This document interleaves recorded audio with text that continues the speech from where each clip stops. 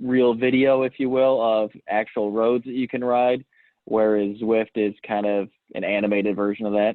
And then, of course, you've got Peloton.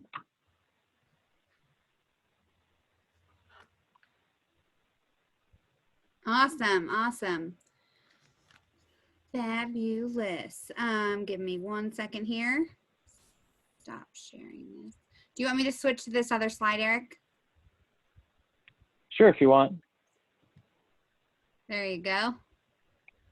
So in order to ride with pretty much any of these platforms outside of Peloton, you're going to need a bike. So any bike that you have will do. You can ride your carbon bike if you want. It's, these trainers are safe now. Trainers, there's different kinds of trainers you can get. So there's wheel-on trainers. Those are the most affordable ones that you just clamp onto the back wheel of your bike, goes through the axle, and it's nice and secure. They make, simple ones for $100 you can buy that have no smart features whatsoever. You can get nicer ones that are smart trainers. So what a smart trainer is it's going to control the resistance. So as you're riding around these virtual worlds, as you go up hills, it gets harder to pedal. So it's kind of like real life. You have to shift. When you go downhill, it gets easier, so on. There's also direct drive trainers and rollers. So direct drive would be you take off your rear wheel and mount your bike directly to the trainer. Those are a little bit nicer. They're more accurate as far as riding feel and all that. And then rollers, if you think you have really good balance inside, which I do not have, so I've not tried it. If you do want to have a good laugh, just look up roller fail on YouTube. There's just like hundreds of thousands of videos of people just trying to do this in their basements and crashing into TVs and walls and stuff. Some other things you'd want for inside riding, and this kind of goes for any sort of inside riding you want to do. You want to have fans, at least one, but the more fans you have, the better, because you are going to sweat a lot. There's no wind in your face to keep you cool. So if you're going really hard, you're just going to drip everywhere. So you want fans to help cool you down. You can get smart fans now and smart outlets. So as you're riding, you can turn on and off fans to keep you kind of regulate your temperature. So that's kind of a neat little cheap little hack you could do. And then towels also to keep you and your bike dry, because as you're sweating, you're going to be sweating a lot, and that salt can ruin many components on the bike. And then depending on where you're riding, you may want a mat. So if you've got carpet or hardwood floor, you may want to put a mat or some towels down, because you're going to be, again, sweating quite a lot. And then what you'll want is you can either use a PC or Mac. An iPad is also a great option if you've got one of those. And then even something simple like an Apple TV. A lot of these applications will connect your trainer or your bike and sensors directly to the Apple TV, so you can watch it on a larger screen, which makes it so much more realistic and more enjoyable. Sorry, muted. Thank you, Eric. That's awesome. All right. Our next question is for Mike. Mike, can you hear me? Yeah, I can hear you. Can you hear me all right? Yep. So our next question is, how do you stay interested and motivated when you're riding by yourself at home? Especially if you're used to enjoying the fresh air and being outside. What motivates you and keeps you entertained doing it indoors? Well, distractions is the key, and I like Eric. Eric, great presentation on the indoor virtual bike rides. I use the Zwift. I've got a Zwift set up downstairs, and I found a big TV really helps. Get your mind out of it when you're riding, and you're meeting the other people. You really get that virtual feel. There's no real joy in just sitting watching a blank wall and spinning on an indoor bike. When you're it's self-motivation to go in your basement and do it. It's just, you just got to set the time aside and just say Monday, Wednesday, and Friday between such time and such time, it's my training time. And as much as you can get those distractions, the better. But it's a alternative to being outside. We'd all like to be outside, but with ice and snow, sometimes for some of us, it's not an option. So I just find a big TV helps a lot. So.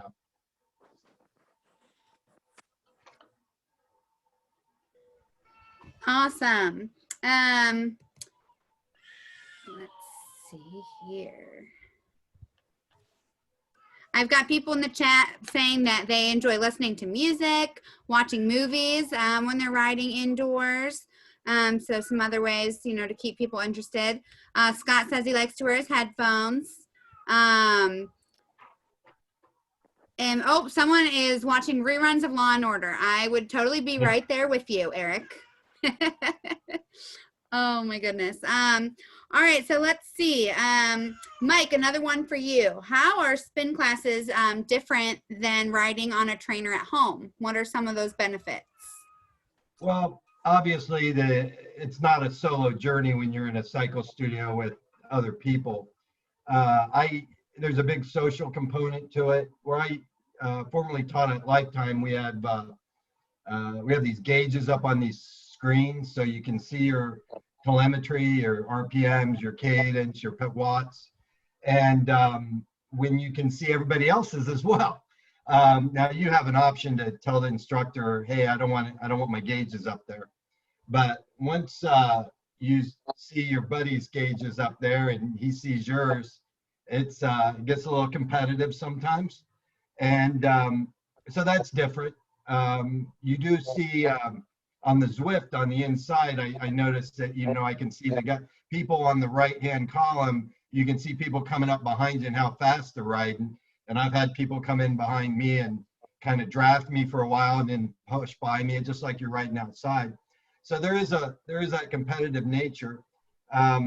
You're in a studio. There's music. You know, there's lighting, and it's a little bit more motivating. But there's also logistics. You got to get in your car. You got to drive over to the gym. You got to change into your gear, go upstairs to the class. So there's more to it than just going down to your basement, which might be, you know, very convenient for people, especially when there's 2 feet of snow outside.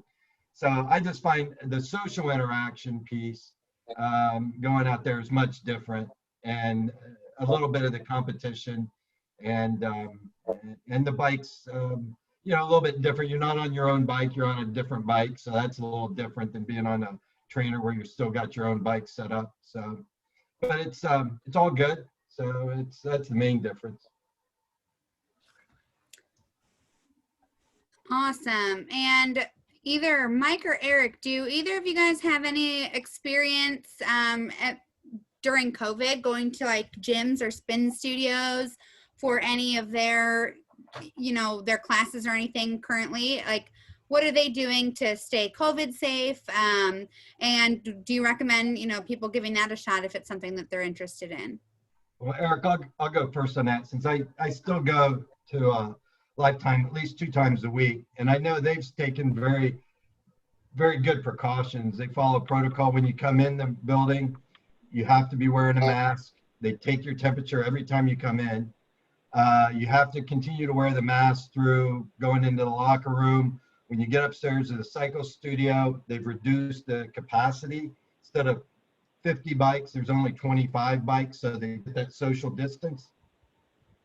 They spray all the bikes down with that antibacterial stuff in between classes. I still take the alcohol wipes and wipe down my bike before and after class, just to be a little extra precautious.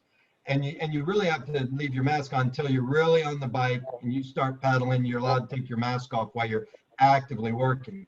So they've taken really good precautions. I've not heard there had been any outbreaks out there. I think they'd like to get a little bit more capacity in that classroom, because what we found, especially after January 1st, and as well after Premier Athletic closed over on Bethel Road in the club I attend over in Dublin.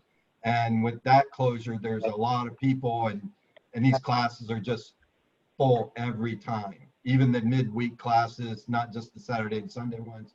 So they, I think, would like to eventually get a little bit more capacity, but right now they're being safe, and I feel comfortable going to the gym with those precautions. My wife, as a medical professional, she still does not. So it's up to everybody's own tolerance for how much they want to, you know, weighing that. I got to get a workout in, you know, but there are risks with it, obviously. Yeah, and I do not go to the gym. I prefer to suffer in silence in my own basement. That's okay. That's okay. Awesome. Alyssa, I would like to add a couple things. Please, If you do go to an indoor cycle class, I think it's important. There's a lot of different types of cycle classes, and they like I used to teach a power class, which was straight up interval training. And I'd really encourage people to explore and try to find a class that meets that. Even on Peloton, there's a couple people that are teaching, former Ironmen that are teaching, interval training, teaching proper technique and a good form on the bike. Doing 1 minute drills, single-legged drills, and that's what's going to get you stronger on a bike. Some of these classes that I've attended are just parties on a bike. They're jumping up and down. They're doing push-ups. They're a lot of this stuff is contraindicated and really would help you get stronger on a bike. You're still going to get some benefit from that type of class. You're going to get the cardio. You're going to get saddle time, just putting your butt in that saddle for the hour, because that you got to get that used to that. But I would really encourage people to try to find a class that's more interval training based, where the instructors, say, okay, we're going 1 minute on, 30 seconds off, where there's some goal to it and some periodization. Maybe a class where they do a functional threshold test every once in a while, so you kind of can gauge your increased performance over the period that you're training. But right now, this first half of this off season, I just concentrate on building a base. And then the second half, that's where you really want to start getting into a little more heavy endurance, heavy strength, and faster speed.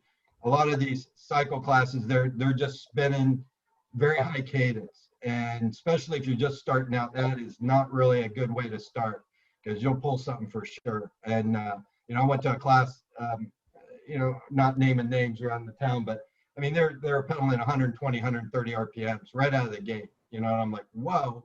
So be careful, don't hurt yourself. And if you want to ride your own ride, bring your headphones in there. Just tell the instructor, hey, I've got my interval that I'm going to work on. If I'm not following you, I just want to give you a heads up. And pretty much they'll let you do it. It's, if you're paying for the class, you're doing the ride, you can pretty much do what you want in there. So, but obviously there's some other clubs that sell their brand, that sell their method, and they're going to want you to participate that way. So just be aware of that. Awesome. So Eric, we have a couple questions in the chat about looking for more social options for training for Penn, Ohio, right? So obviously going to the gym and going to some of these cycle studios are going to probably be more for, some of the people that are looking for some exercise in addition to training, but really they like the outdoors, the social aspect of it. I know in the chat it is mentioned that Zwift is a good option for that. Do you have any feedback in regards to, the social aspect and where people can find as close to that as they can? Yeah, so on Zwift, when you get on, you can see everything is based on your power output and your fitness level. So when you go through and you can sort by group rides, you can see, all right, this one looks like it's right in my range where I want to target today. And you can see how many people are on there. The chat is always active in group rides. Another thing is finding a group of people. Once you're on there, you can just ride with anybody and just start talking to them. It happens all the time on Zwift. And, there's different bike clubs on there. I know we've done a couple of Team MCPC/Pan Ohio group rides on Zwift, and it's, people are just typing away, chatting away the entire time. So it makes, 3 hours go by real quick. Awesome. All right, so we are going to pivot a little bit here and head over to the outdoor winter riding. So Kathleen, I'm going to jump to you for our first question here. So this might, sound like your first question out the door is what kind of layers do you need to wear to keep warm when you're riding outside? Probably one of the most important things to think about, right, when you're riding during this terrible weather. Right. Yeah. The first thing I want to say, I think a lot of times people get all caught up in having the right gear. And I'm not one that really believes that you have to go much further than your closet. So I'd say, like, for me, I've love merino wool. So 100% merino wool for my base layer. And that you can use, it's not just biking, it's hiking, it's my house because it's cold in here, it's wherever, right? And the merino wool just, it dries, it wicks, and it dries quickly, and it's a nice warm base layer. So I have that, merino wool socks as well. Usually just need one pair. And then I usually layer with, I mean, it depends, I commute, right? So I wear my clothes to work that I'm wearing all day at work. So, and now we're in COVID, so I'm not going into the office, but prior to that, I mean, in the summer I was wearing skirts and heels and little heels. And, you know, in the winter, it's whatever I'm wearing to work that day. And so I don't think you need to worry about things that aren't in your closet, I guess is my point. But I will say that when it's really, really cold out, you have to experiment. So in the beginning of the winter, I always overdress because I'm sure I'm going to be freezing cold, and then I get out there and I'm sweating to death. So you really have to just experiment with what works for you. This winter so far, I'm typically just in a couple of layers. If it's really windy, it's good to have maybe, if you are just wearing normal street clothes, maybe having a pair of rain pants or something that'll block the wind.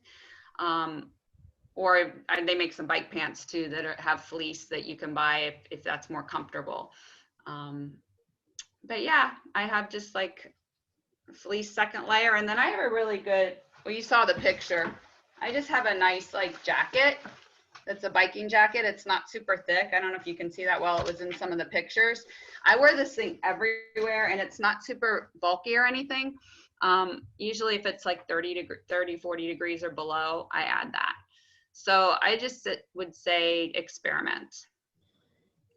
Do you have anything specific that you use to protect your face from the wind? Yes. Well, I use the, again, merino wool, right? There's these buffs they make that are just basically tubes. You can actually breathe through them. They're pretty thin, so I can breathe through it. So I just cover my face. And then when it's really cold, and by really cold, I mean like, well, today I wore this, but usually in the 20s. This is probably not a bicycle helmet. I'm guessing it might be a snowboarding helmet. I don't remember, but it has ear things, and I use the goggles. So if it's super cold, I'll pull the goggles down with the buff, and my whole face is pretty much covered, and I can breathe through it. And then for somebody asked about gloves, I use the little lobster claw ones. I have bar mitts as well, but the bar mitts and those gloves don't work well together. So I usually just wear these gloves. And sometimes I'll wear a liner pair of gloves underneath if it's super cold. And whenever I say super cold, it's probably like in the teens, 20s or below. I'm looking at the chat, and there's a lot of questions about water and bringing, you know, how do you keep your water from freezing? See, I'm probably not the best person to ask about water because those who know me well know that I'm not the best hydrated person. So I don't, on my commute, I don't have water with me. Okay. Shame, shame.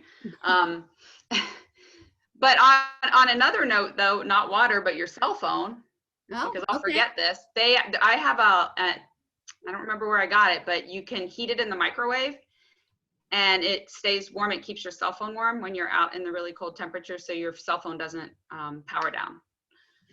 So that's kind of cool. And you can use it in the summer too to keep it cool. Wow. Just throw that in there. But water, I'm not good at water. So the few times I've been out on just recreational rides, when I've needed water, I haven't had that problem with it.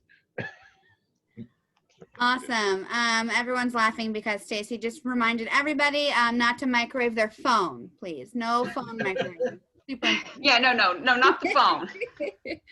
I'm drinking water now. Okay. Martin hasn't hopped on yet, has he? Anybody see him? I know he mentioned hopping on, so I just wanted to make sure I didn't miss him jumping in. But okay, so Kathleen, now, do you use a different bike when you're riding in the winter? And whether you do or not, is your bicycle maintenance any different in the winter versus, you know, in the nicer weather? So yes and no. So again, I'll use I have an all city that's like a commuter bike. I'll use that as long as it's not ice and snow. So once the ice and snow comes, I do have, I had what I called snow bike for a while. So I had a bike that had snow tires on it. So I didn't have to change it out every year, but I've since just gotten snow tires, the little studded ones for my hybrid. And so I'll use that bike when it's icy or snow. In terms of maintenance, again, like water, I'm terrible with maintenance. I'm a bad biker in certain ways. Yes, you should get the salt off your bike and dry it off, you know, a little more. Or, I mean, you're going to be basically going to be changing your chains out every year if you don't do that. So keeping that, because the salt is really bad on the bike. So you have to kind of wipe it off or spray it off. How do you stay motivated to get out and ride when it's so gloomy and cold and gray and slushy?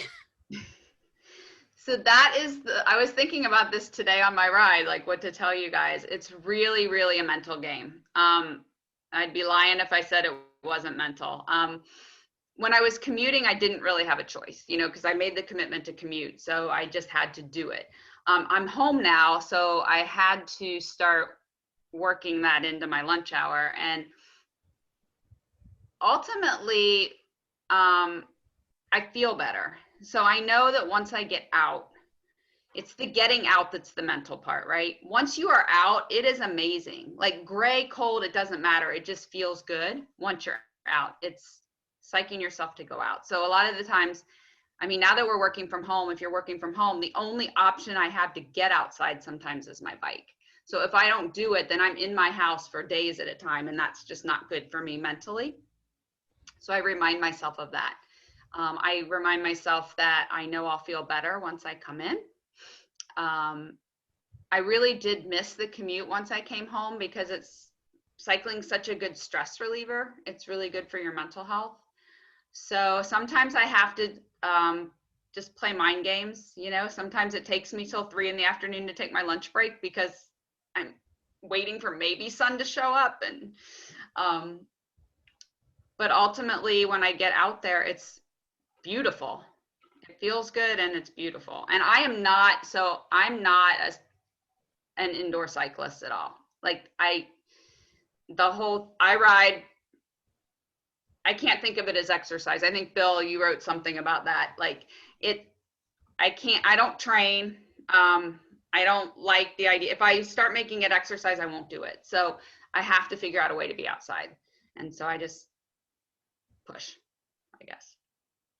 Sometimes I treat myself to cookies. I don't know. See, that would be me. I'd be like hitting all the fun stops on the way. All right. Come to the dark side. What was that, Bill? Come to the dark side. We have cookies.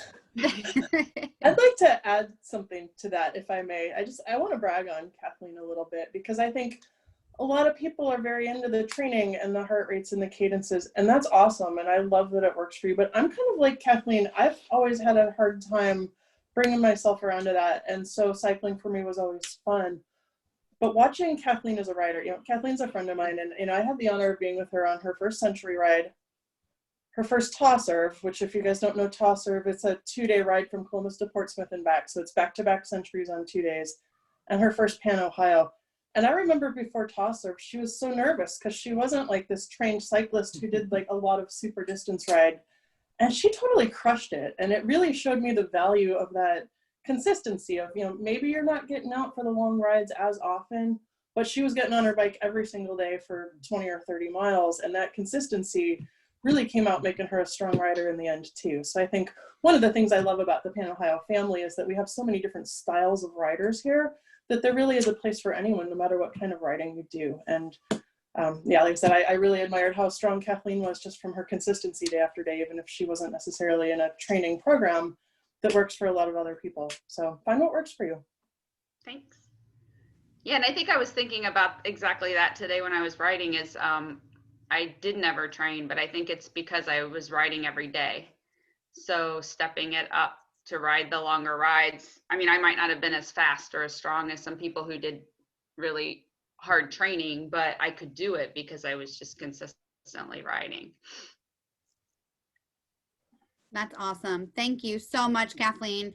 We are going to go ahead and move forward to talk a little bit about some cross training and some motivation. So our first question in this area is going to go to Chris. Chris, what other activities do you do other than cycling? And does this cross training help your cycling? Everybody, yeah, so the cross training can really be a combination of two things. It can be other cardio activities, which could be running. It could be going on the elliptical. If you've got knee issues and you want the low or no impact ellipticals, even swimming can be a good opportunity to get your heart rate going, to simulate what it's like when you're out there riding. So cross training can be good for about a day or, for 1 or 2 days a week, to maybe also give your hamstrings a little bit of a break. Cyclists in general typically have very, very tight hamstrings.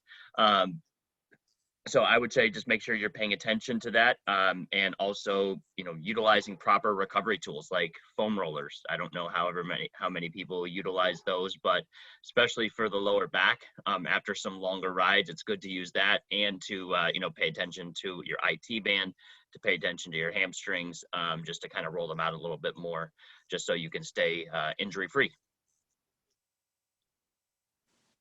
Awesome. Thank you. Mike, do you have anything to add in regards to cross training? Yeah, thanks, Alyssa. Yeah, I do like cross training, and I think my personal cross training, two things that I do. I go hiking. I do that with my friends. I do that with my wife. Sometimes I go by myself. I try to go hiking outdoors once a week, just to keep loose. But I also practice yoga. I've been doing that for about 10 years now. And I found that the benefits of yoga towards cycling are dramatic.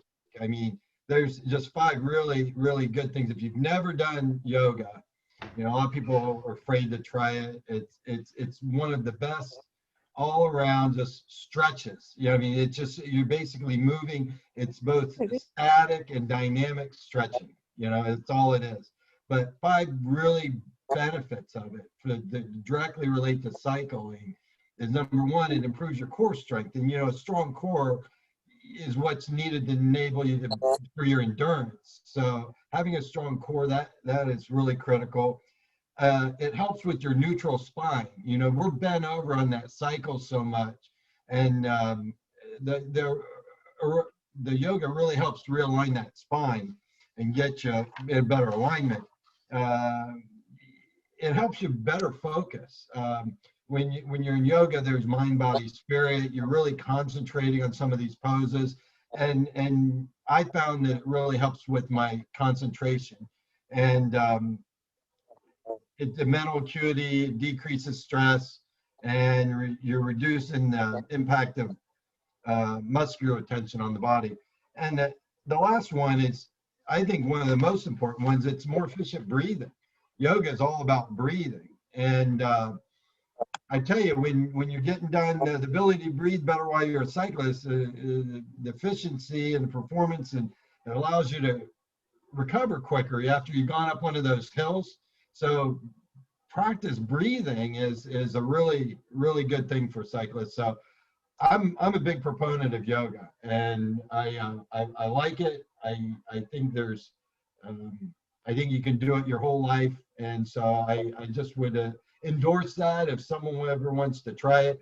And you don't have to go to a yoga studio. I mean, there's a ton of YouTube videos, and you get that big TV you got, and just throw them on there on that smart TV, or don't play them, and just try them in your living room. And I think you got to do something to stay loose. Those hamstrings, I agree with Chris.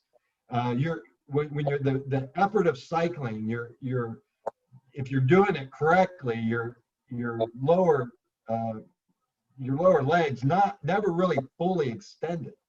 And so that's why cyclists always have very tight hamstrings. And so you got to work on those like all the time. So, but that's what I do. Awesome. Thank you. Okay, so does anybody, we're going to take a couple more questions if anybody has them for any of our panelists. So we're going to open the floor. So if you want to come off mute and ask a question to a specific panelist, hopefully it won't get too crazy. So we'll take a couple questions. Does anybody have any?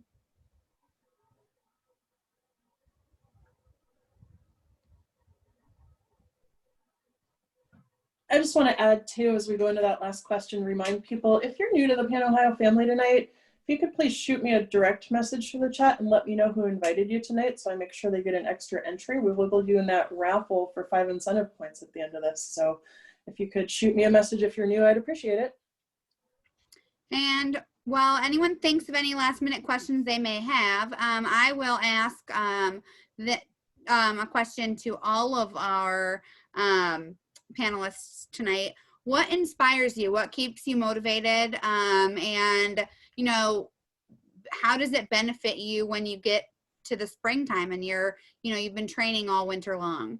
This is open to anybody. So whoever would like to answer. I'll start, I guess. This is my best response to this is when I first started riding road. I was a mountain biker for about 6-7 years. My first season out riding my road bike, I was invited to ride with a couple friends, and we did the Rock Mill ride, which was a hill ride, and it was late in the season. It was like end of October. It was freezing cold, and it just was the worst ride I ever had. I've been riding pretty steady this summer, but I wasn't ready for the cold. I wasn't ready for the hills, and these guys were so nice. They waited on me. They didn't drop me. And I was just like, I said, this is it. They're never going to invite me back to another ride ever again. And it was really the end of the season. But over the off season, I was in there every week, and I really tried hard to pay attention and build my endurance and strength on the bike. And the next spring, believe it or not, they asked me to go for a ride, and it was like April maybe.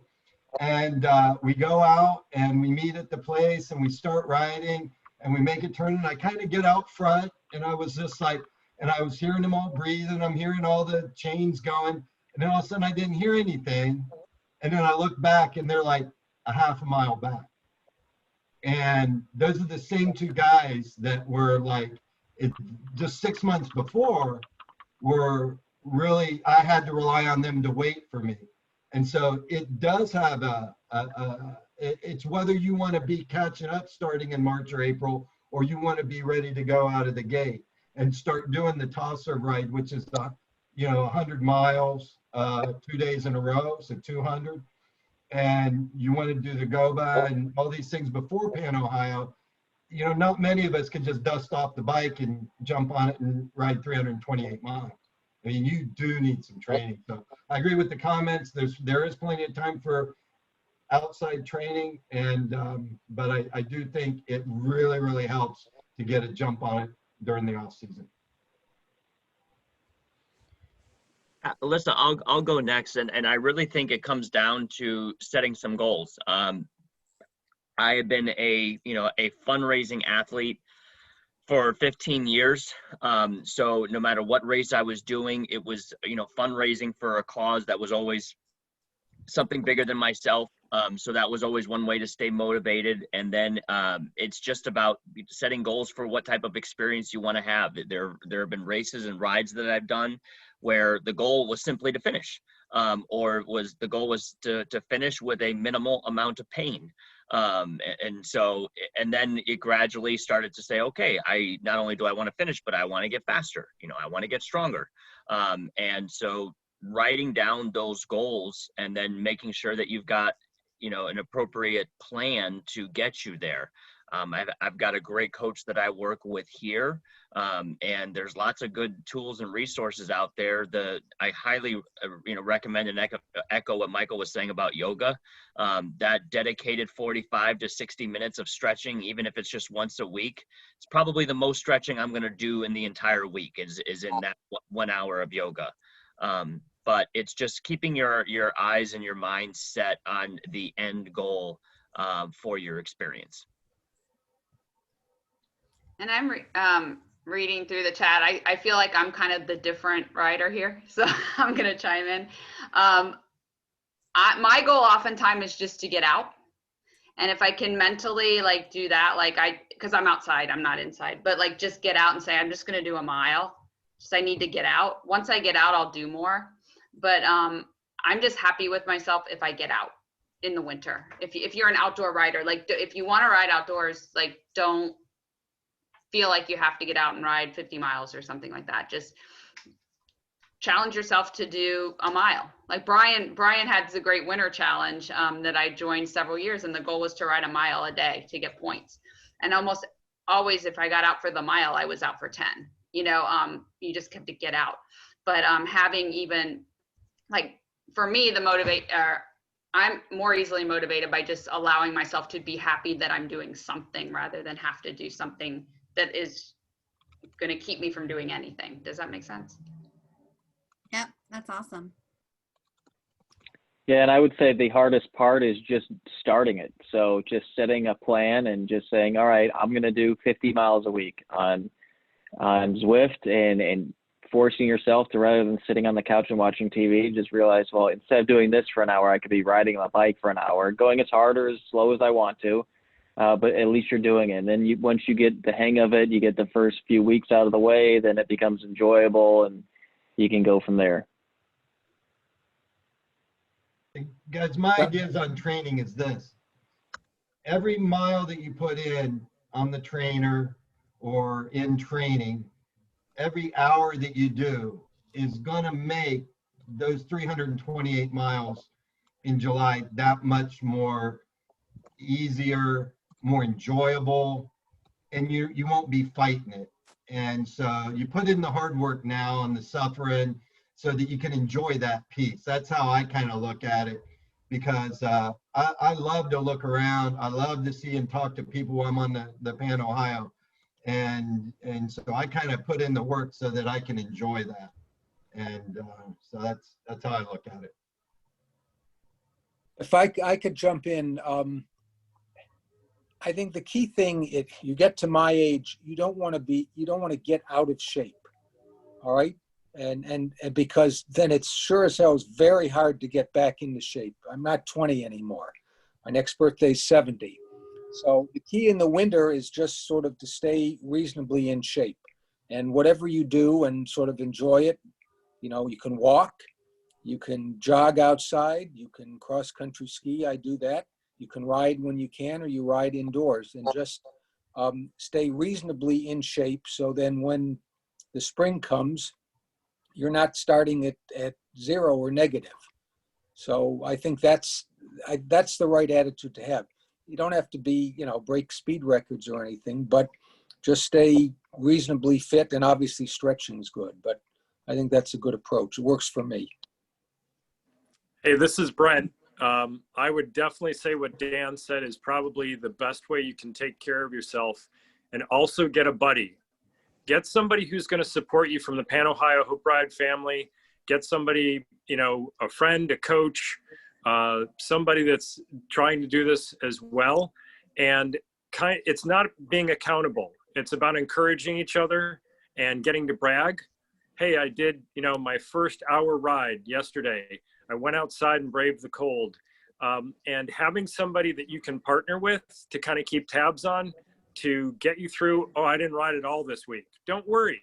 Next week's a whole new week. You've got a whole new chance, right? But getting down on yourself and not having somebody to lift you back up, that's probably the hardest time to think that I'm going to be fine when Pan Ohio rolls around. And that would be my second thing.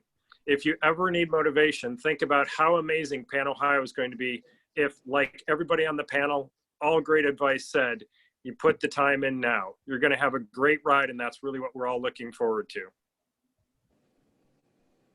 And for winter, because I forgot to mention one thing, if you're out there, and Brian, you can comment on this too. When it gets really, really cold, your hands and feet are important. And those little hand warmers and toe warmers are fabulous. Yeah, I know we were talking earlier, someone asked about gloves, and I definitely go with the bar mitts. And for my drop bars, I get the bar mitt brand, and they're pretty warm. But for my flat bars, I actually got ATV mitts, and they were significantly less expensive, and they're actually even warmer than the bar mitt brand. So yeah, that's definitely the extremities. For me, are what I have to worry about most when I'm riding in the cold. Awesome. Hey, I know Martin just jumped on. Hey there, how's it going? Oh, you're on mute. Oh, we can't hear you. Oh, There he is. now we hear you. Hello. So Look at that hockey hair. The real winter rider. we've done a little bit of chat through winter riding, and we're just about to wrap up. But we'd love to hear if you have a couple pieces of advice from another, strong winter rider talking about keeping warm, and any advice you have that you can pass along would be super helpful. Yep, don't go outside in the cold. Yeah, I did catch a couple of 1,000 miles on my fat bike in the past year. So it's cold. I live in Calgary, Canada. It's minus 15 out there right now. So I'll show you something one should not do is go outside in a t-shirt and walk around in your socks. you should be doing. But if you have a beer, you're fine. Then you're all good. But yeah, no, I guess my big thing is layers. Get even get a really thin layer of socks, and then another thicker layer over top. Don't cheap out on the shoes. Don't cheap out on the gloves. I heard Brian saying about getting good ATV gloves. I also have a type of bar mitts. One thing I do a lot of adventure riding in the winter, so I would strongly recommend in the winter, if you are going to go with bar mitts, that you get something that's flexible when you crash. I'd say I hit 3 or 4 trees a winter with some of the riding I'm doing. So if you're going to get off the road, bar up. Have a location to ride to. And I say that as I know during COVID in Canada, coffee shops and everything are closed, but I think in the US, you guys have things open. Ride to a coffee shop so that you've got somewhere that you're going to warm up. If you're riding with your friends, speak openly about how you're feeling, because if one guy's freezing at the back, the next thing you know, he's got frostbite, and frostbite hurts. And other than that, most important thing is just have fun, go out with your friends, and get out every day. That's why Brian Bortz's winter challenge is fantastic, because it pushes us to ride every single day in the winter. So that's get out and do it. I saw Brent Evans did some wicked mileage on the weekend too. So yeah, go ride with Brent. That'd be a good one. Love it. Thank you, everyone. Martin, glad you could join us. I always say, if we think it's cold here in Ohio, if Martin can ride, then no one anywhere in Ohio has any excuse to not get outside if that's what you want to do. Indoor training's great. I follow with Kathleen. I can't stand riding indoors. I ride because I want to be outside. So if Martin can do it, any of us can. So I just want to thank everyone again for your awesome participation. Thank you, Alyssa, for hosting. Thank you to the panelists for so much information. Everyone that's thrown other suggestions in the chat, it's great. If you haven't read through the chat, please do. There's been some other awesome suggestions in the chat. But we are coming up on 7:30, and we did want to leave a few moments at least for some announcements. But before we do that, the big moment you've all been waiting for is who's going to win 5 incentive points today. So take an attendance and watch as people have come in and out and made a numbered list of all of your names, plus some extra entries for those of you that invited newbies. And Daryl's going to pull up a random number generator on his phone, and we're going to pick one of these winners. Number is Number 23, Kayla Burke. Woo! Kayla, you'll be getting a credit for 5 incentive points. Everyone who joined us tonight will get 2 just for being with us tonight. So watch for our incentive point catalog coming out soon. And again, you know, in case you didn't see the slideshow at the beginning, we will run that on loop again at the end. If you want to see some of your fellow PAN-Ohio riders on their indoor trainers or in their winter riding photos, we'll run through that again at the end as you all leave, if you guys want to stick around and watch that. But also keep in mind that our next PAN-Ohio Enrichment Series session will be coming up on Wednesday, February 24th, continuing on this theme with what can we do now in the winter so we're ready for spring. We're going to have another winter wellness seminar focused on other aspects of wellness, especially nutrition. So I hope you all join us again in February, the last Wednesday of the month. So with that, I just wanted to take a moment to talk about the state of PAN-Ohio this year. I think if there's one thing we all know, it's been a very difficult year full of all kinds of uncertainty. And for those of you that are new and have never been around PAN-Ohio, you might be wondering, like, you know, what is PAN-Ohio anyway? And what it is this amazing group of people that comes together to do tremendous things. We happen to ride bikes while we do it, and we usually do this 4-day, 328-mile cycling challenge, but it's so much more than that. It is about the people. It is about these awesome, like-minded people coming together around this amazing cause to fight cancer. You know, it's an incredible journey we take, and we are making a tremendous difference in the lives of cancer patients. None of that is ever going to change. That is always going to be the PAN-Ohio spirit. As you know, there's a lot of uncertainty in the world, and quite honestly, it's really hard to project into July what we will and will not be able to do. There are certain things that are going to be out of our hands. You know, we are waiting to hear back from colleges. All of our university partners have pretty much let us know that they won't be making decisions on summer conference housing until probably March or early April. So we won't know where we might be able to stay this summer or what cities we might be able to visit. So the awesome thing about PAN-Ohio, though, is we have an amazing team. Just want to thank our staff partners, our senior manager in Chicago, Chris Bowles, our 3 amazing staff partners here in Ohio, Alyssa Hancock up in Cleveland. You saw Sarah, you know, Sarah's out on maternity leave right now, but it's delightful to see her face joining us on this call today.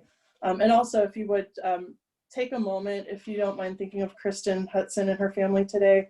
She couldn't join us tonight because she did lose her dad this week. So he passed away a couple days ago. So if you would keep Kristen in your thoughts, but just super awesome staff team together with our executive committee, Randy Hammonds, Sandy Wilcox, Tony Kellerman, Jeff Darple, who's joined us this year to represent the out-of-state riders, our SAG partners on the team, Susie Lawrence and Matt Nickerson, and then dozens of local committee members in all of our local markets. All of those people together have so much collective PAN-Ohio experience and a tremendous amount of dedication and creativity. And everyone has been planning pretty much for any possible contingency and coming up with plans for any situation. And the real answer is that we don't exactly know where we'll be in July, but we just wanted to be transparent with everyone now that it's looking unlikely that we will be able to hold a traditional Cleveland to Cincinnati PAN-Ohio Hope Ride. But we are super optimistic that we will be having an in-person PAN-Ohio this year. So we're super excited. We have a lot going for us. You know, our event is relatively small, you know, under 400 to 500 people. Most of what we do is outside. So there are a lot of factors in our favor. You know, there really aren't any events happening through June for ACS, but since we fall into July at the start of Q3, everyone is very optimistic that we're going to be able to see each other's faces live and in person this summer. But we do need to do it in a safe and responsible manner. So it does look a little less likely that we're going to be able to do a traveling ride. There's certain touch points and pain points with COVID that are pretty challenging. Most notably, like I said, it would depend on every single one of those university partners deciding that they're going to hold summer conference housing and that they would have us. Second biggest obstacle, honestly, is the busing, you know, to get everyone from their cities to the start line and then home from the finish line to their various cities. In order to do that in a responsible social distance way, we would need 3 times the number of buses we use, which may not be financially possible for us this year. So what we are most likely leaning toward at this time, and again, all of this is subject to change, some factors that'll be out of our control, but we're most likely leaning forward to holding PAN-Ohio in a single location this year and doing sort of a cloverleaf from there, where we'll have a different route each day, going out in a different direction and coming back to the same city. And that over the 4 days, we'll still total the challenge of 328 miles. So again, some advantages to that: it avoids the busing. Touch points with checking in and out of rooms. You will check into one room on Wednesday and stay there through the whole weekend. So you don't have to go in and clean different spaces and things. No one's going to be handling your luggage to move it. And just certain things that we felt are likely precautions that will make it possible for us to actually get together and ride our bikes and fight cancer together this week, or this summer rather. So I know it's not exactly the same, but we're actually pretty excited about some of the possibilities with us. And with that, I guess I want to open it up to Chris. Do you have anything to add to that? And then obviously we can stick around if anyone has any questions or wants to discuss it. We can, you can pack as many bags as you want, right? You can also bring as many pillows as you want. Can we still camp? Camping depends on locations. So the other thing, we are going to be sending out a survey. So you'll all be getting an email with some additional information and also a survey so that we can get some of your feedback on what you want to see to make this work the best way it can, so we can keep the Pan Ohio spirit alive, so we can get together in a safe and responsible way, but still see each other. So probably later this week or early next week, you'll see a survey, and we want your feedback on things like that, as far as, if we have options, where in the state might we want to have this? What kind of lodging options would you like? Do we want to try to get a camping option? Some campuses allow it, some don't. But we definitely want your input on this. The tremendous committee feedback already, but we want to hear all of your voices as well. So Chris, do you want to add anything to that? And then we can see if there's any questions over here in the chat. I think you covered most of it. I do want to reiterate that the goal of the survey is to try to give us as much information as we can take in, so that when we get to the point of hearing back from enough of the schools, that we're able to move quickly towards our decision.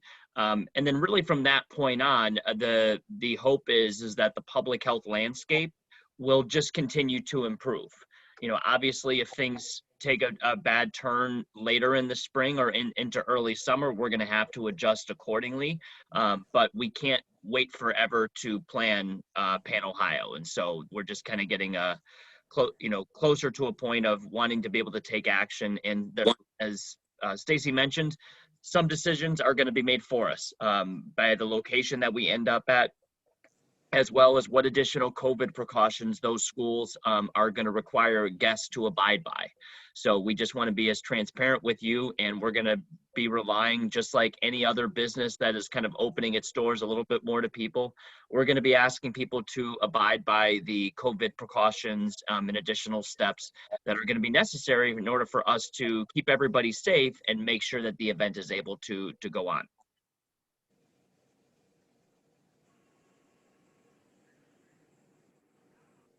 And again, feel free to actually, if you want to just take yourself off mute to ask questions, or if you prefer, you can ask them in the chat. That's fine. And, we'll stick around as long as anyone has any questions or comments.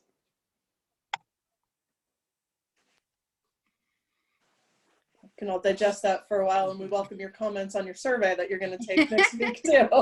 I think that's one super important thing to add too is, when you do get this survey, give us all of your information that you can tell us how you're feeling, give us your true feedback and your honest thoughts, because that's going to help us make the best decisions possible. There's going to be certain questions where we're going to list, other. Give us your suggestions. As Stacy likes to bring up, the way that the Relay of Hope came about this year was because someone suggested it just out of the blue. So please don't be afraid to hold back, or don't hold back from us. Let us know, if you have an idea, you might think it's crazy, pitch it, because we might not have thought of it, and we really, really mean it when we say we need your input. So keep that in mind. So above all, our ride needs to be safe, fun, and meaningful. And, I think there was one point where I was afraid we may not be able to see each other. And I'm really excited that we're all very optimistic that we will be able to see each other this summer and ride bikes and make a difference and kick cancer. It's going to be great, whatever it looks like.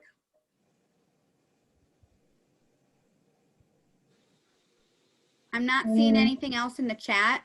So I do know that you know, we have kept you. So if you know, you do want to stay on and ask some questions or socialize a little bit, please feel free.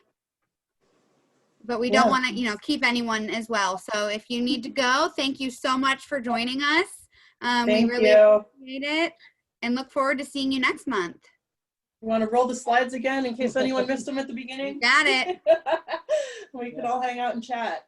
You can see, actually, I had a wonderful opportunity to go ride bikes with Martin in Canada and had to include one of those photos. I recommend it if you can do that someday. I feel like we need to come full circle with the disclaimer that none of the people we talked to tonight are licensed. So Martin's beer suggestion, maybe in Canada he's licensed, but in America I'm not quite sure.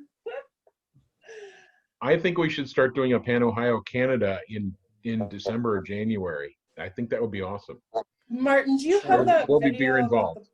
the Pan Ohio Rama? What did we call it? Well, we called it the Panorama Ohio because I live in a town called Panorama, and we went.